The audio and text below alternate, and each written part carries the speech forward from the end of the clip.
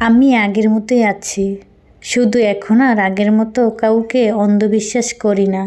কারণ সময় আমাকে মানুষের আসল রূপটা চিনতে শিখিয়েছে। আসসালামু আলাইকুম আমার প্রিয় ভাই বোনেরা, আপনার সবাই কেমন আছেন? আশা করি অনেক অনেক ভালো আছেন। আপনাদের দোয়া ভালোবাসা আলহামদুলিল্লাহ আমি অনেক ভালো আছি। অনেক দিন পরে সকালের চা বানানোর ভিডিও নিয়ে আবার চলে আসলাম। আজকের ভিডিওটা শুরু করলাম সকাল থেকে, সকালের নাস্তা দিয়ে। সকালের নাস্তা ছিল চা, কলা আর ছিল ক্রিম দেওয়া রুটি। এই রুটিগুলোর ভিতরে কিন্তু ভরপুর ক্রিম দেওয়া থাকে আর খেতেও অনেক বেশি মজা। ক্রিম দেওয়া রুটি দিয়ে চা দা খেতে অনেক বেশি মজা লাগে। তারপরে এই তো সকালের নাস্তাটা কিন্তু আমি করে নিচ্ছি। আজকের সকালের নাস্তাটা ছিল আমার খুবই পছন্দের নাস্তা।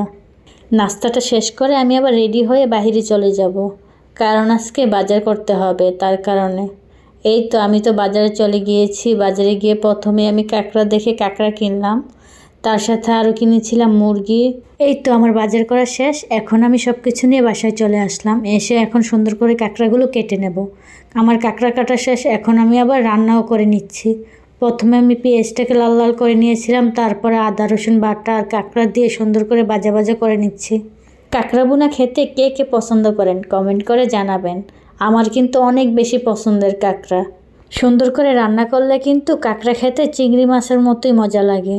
যাই হোক, কাঁকড়াটা কিন্তু আমি একটু সময় নিয়ে কষিয়ে নিচ্ছি। তারপরে কিন্তু আমি সব কটা গুঁড়া মশলাগুলো দিয়ে দিলাম, দিয়ে আবার সুন্দর করে কষিয়ে নিচ্ছি। আর আমি কাঁকড়াতে কিন্তু কোনো জল রাখবো না, এরকম মাখা মাখা জল রেখেই কিন্তু আমি কাঁকড়াটাকে নামিয়ে ফেলবো। আর এই ভিডিওটা ছিল বেশ কয়েকদিন আগে, তখন যেই পরিমাণের গরম পড়েছিল বলার মতন না। তাই তো রান্না করার ফাঁকে এসে আমি আবার আইসক্রিম খেয়ে নিচ্ছি। তারপরে তো আইসক্রিম খেয়ে রান্নাবান্না শেষ করে দুপুরে খাওয়াও শেষ, ওই ভিডিও আর নেওয়া হয়নি। তারপরে ভাবলাম একটা কাঁঠাল ছিল ঘরে, কাঁঠালটা একটু খাই, যে গরম পড়েছে তার কারণে ভিতরে রুমে গিয়ে আমি এসিটা সেরে নিয়েছি। ভাবলাম এসিটা সেরে ঠান্ডা ঠান্ডা কাঁঠালটা খাবো। আর কাঁঠালটা ভেঙেই তো আমার মনটা খারাপ হয়ে গিয়েছে, কারণ কাঁঠালটা ভালো ছিল না, একটু মিষ্টি ছিল না। তার কারণে বিচিগুলো রেখে কাঁঠালটাকে আমি ফেলে দিয়েছি। তারপরে কাঁঠাল তো আর খেতে পারলাম না, কি করব, কাঁঠালটা ফেলে মনের দুঃখে এসে ঘরটা গুছানো শুরু করলাম। এই তো ঘরটা সুন্দর করে গুছিয়ে নিয়েছি। সাথে কিন্তু আমি আবার চাদরটাকে চেঞ্জ করে নিয়েছি, কারণ 2-1 দিন পরে আবার মেহমান আসবে। তার কারণে সুন্দর করে আস্তে আস্তে সব কিছু গুছিয়ে নিচ্ছি। আর ঘরটা গুছানো থাকলে আমার কাছে একটু শান্তি শান্তি লাগে।